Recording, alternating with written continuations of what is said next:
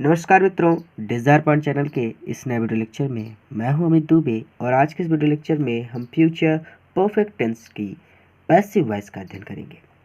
तो सबसे पहले अफर्मेटिव सेंटेंस यानी सकारात्मक वाक्य का जो रूल होता है उसे देख लेते हैं।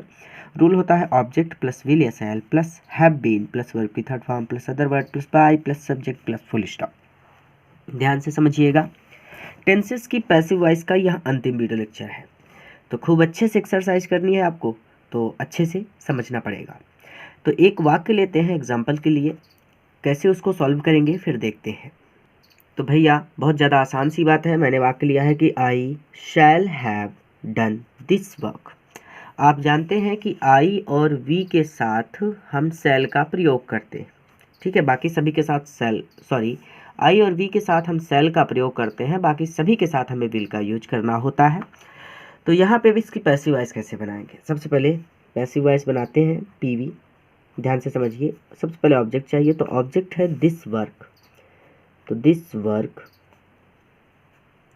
फिर आगे जैसे ही बढ़ते हैं आपको रूल कभी भी नहीं छोड़ना है, तो विल लगेगा क्योंकि आई और वी के साथ केवल सेल लगता है और किसी के साथ सेल नहीं लगता, तो विल। और मॉडर्न इंग्लिश में तो आजकल ऐसा हो गया है कि सब जगह पे विल का ही यूज कर रहे हैं, लेकिन ठीक है, आप सेल का प्रयोग करना है आपको आई और वी के साथ, ठीक है, कंफ्यूज नहीं होना। तो विल हो गया। अब हैव बीन वैसे ही लगेगा, हर बार हैव बीन ऐसे ही लग जाएगा, आपको कुछ नहीं करना, हैव बीन लगा देना है। वर्ब की थर्ड फॉर्म, तो परफेक्ट में वर्ब की थर्ड फॉर्म ही देता है, तो यहाँ पे डन है तो हम भी डन लिख देंगे। फिर अदर वर्ड कुछ है नहीं, ओ से अदर, डब्ल्यू से वर्ड, तो अदर वर्ड कुछ है नहीं, तो बाई लगेगा। और फिर सब्जेक्ट है आई, तो आई का हो जाता है मी और ये हो जाएगा फुल स्टॉप। तो this work will have been done by me. एक एग्जांपल और लेते हैं।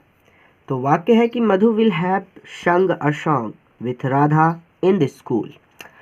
मैं वाक्य को थोड़ा लंबा करने का प्रयास कर रहा हूँ क्योंकि आपने बहुत सारे एक्सरसाइज किए हैं, बहुत सारे सेंटेंसेस आपने पढ़ लिए हैं। तो अब जितना ज़्यादा लंबा वाक्य होगा, जितना तरीके से आपको वाक्य मिलेगा, उतना ही आपके लिए अच्छा होगा, ठीक है। रूल कभी मत छोड़िएगा, कभी भी कोई भी प्रॉब्लम नहीं होगी, इसका दावा कर सकता हूँ मैं। देखिए रूल क्या है इसका। सबसे पहले ऑब्जेक्ट आपको लिखना है, तो आपको लिखना है ऑब्जेक्ट। तो मधु will have sung a song with Radha in the school, तो with Radha in the school ये तो अदर वर्ड है। यहाँ पे अ सॉन्ग आपका ऑब्जेक्ट है, तो आप लिखेंगे कि भैया पैसिव वॉइस बना रहे हैं, तो भैया सबसे पहले अ सॉन्ग।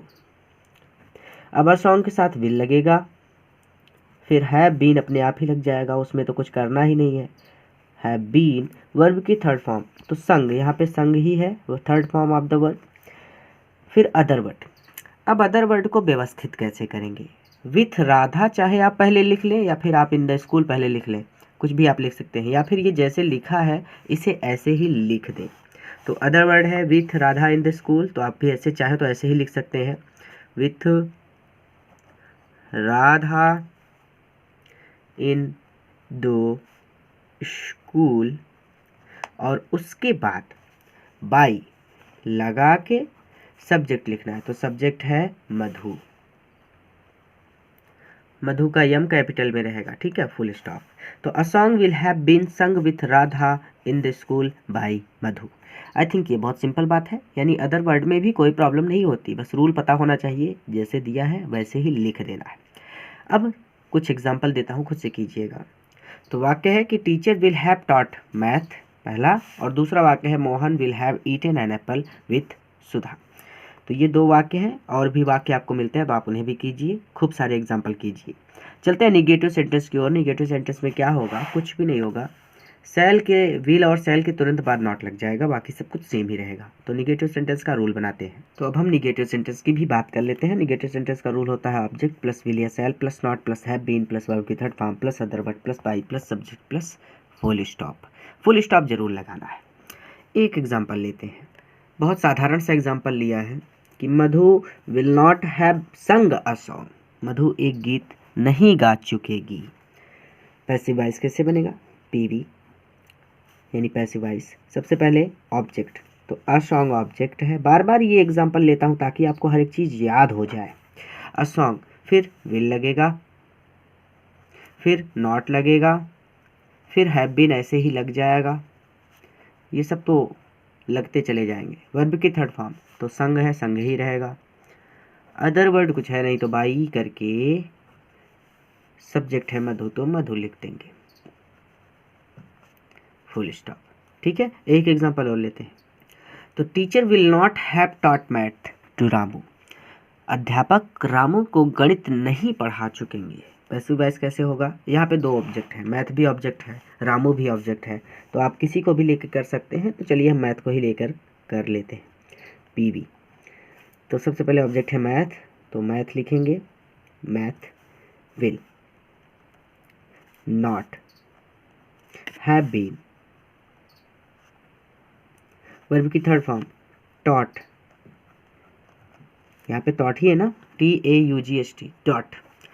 अदर वर्ड, अब चूंकि अदर वर्ड कुछ है नहीं तो ये टू रामू है, तो टू रामू को हम यहाँ पे अदर वर्ड के स्थान पे लिखेंगे क्योंकि यही बच रहा है और कुछ बच नहीं रहा सब्जेक्ट के अलावा।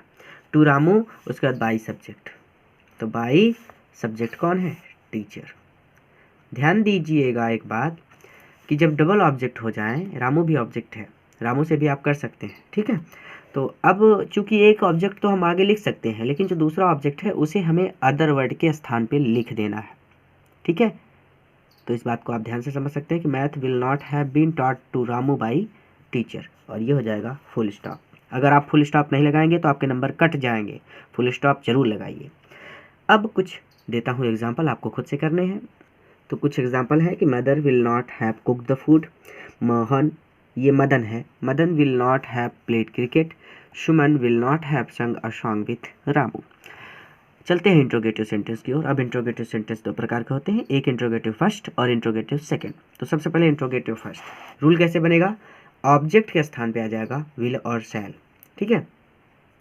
तो अब बात करते हैं इंट्रोगेटिव सेंटेंस फर्स्ट की। इसका रूल होता है विल या shall plus object plus not plus have been plus verb की third form plus other word plus by plus subject plus question mark.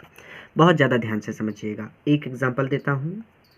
वाक्य है कि will Sudha have cooked the food, क्या सुधा भोजन बना चुकेगी। वाक्य को पैसिव वॉइस में कैसे चेंज करेंगे, ऑब्जेक्ट को उठाएंगे पहले से, ऑब्जेक्ट को देखते हुए विल या शैल लगाना है। तो ऑब्जेक्ट है फूड, तो उसको देख करके विल लगेगा, विल ऑब्जेक्ट यानी फूड। फिर नॉट, नॉट तब लगाना है जब इस वाक्य में कहीं पर नॉट हो, तो नॉट नहीं है तो आपको नॉट नहीं लगाना, छोड़ देना है। हैव बीन, वर्ब की थर्ड फॉर्म, तो वर्ब की थर्ड फॉर्म है कुक्ड। अदर वर्ड कुछ है नहीं तो बाई करके सब्जेक्ट है सुधा, तो ये लिख देंगे सुधा और हो जाएगा क्वेश्चन मार्क। अब मेरा आपसे एक प्रश्न है कि अगर यही वाक्य कुछ इस तरह से हो जाए कि will Sudha not have cooked the food, तब इस वाक्य को आप कैसे सॉल्व करेंगे। फिर से मैंने कहा कि यहाँ पे नॉट नहीं था, अब यहाँ पे नॉट आ गया सुधा के बाद, तो अब इस वाक्य को आप कैसे सॉल्व करेंगे। कुछ भी नहीं करना है, बहुत ज़्यादा बेसिक है, ध्यान से समझ लीजिए। इस वाक्य को आप कैसे चेंज करेंगे, पीवी में कुछ नहीं, यहाँ पे विल था, विल रहेगा, हमेशा डब्ल्यू कैपिटल में रहेगा, ठीक है, विल। फिर सुधा लिखना है, सॉरी फूड है तो फूड रहेगा। अब फूड के तुरंत बाद यानी ऑब्जेक्ट के तुरंत बाद नॉट तब लगाना है जब इस वाक्य में कहीं पे नॉट हो, तो यहाँ पे नॉट है तो आपको भी नॉट लगा देना है। आई थिंक ये बहुत सिंपल बात है, मैं कुछ ज़्यादा बड़ी बात नहीं समझा रहा। फिर हैव बीन, तो हैव बीन, और हैव बीन लिखने के बाद कुक्ड बाई सुधा, एकदम same to same, cooked by Sudha हो जाएगा और ये हो जाएगा क्वेश्चन मार्क, ठीक है। अब बात करते हैं इंट्रोगेटिव सेंटेंस सेकंड की। तो उसमें क्या होगा भैया, कुछ नहीं होगा, उसमें विल और शैल के ठीक पहले क्वेश्चन वर्ड लग जाएगा, ठीक है। तो देखिए कैसे होगा। तो ये है आपका इंट्रोगेटिव सेंटेंस सेकंड। इसका रूल है क्वेश्चन वर्ड प्लस विल या shall plus object not have been plus verb की third form other word by subject plus question mark. एक सेंटेंस लेते हैं ताकि हम इस बात को समझ सकें। वाक्य है कि why will father have read newspaper, पिताजी अखबार क्यों पढ़ चुकेंगे। इसको पैसिव वॉइस में कैसे चेंज करेंगे, बहुत ज़्यादा बेसिक है, कुछ भी नहीं है, आप चाहे तो आप खुद से कर सकते हैं। चलिए मैं कर दे रहा हूँ। तो why will father have read newspaper. तो सबसे पहले क्वेश्चन वर्ड, तो क्वेश्चन वर्ड है वाई।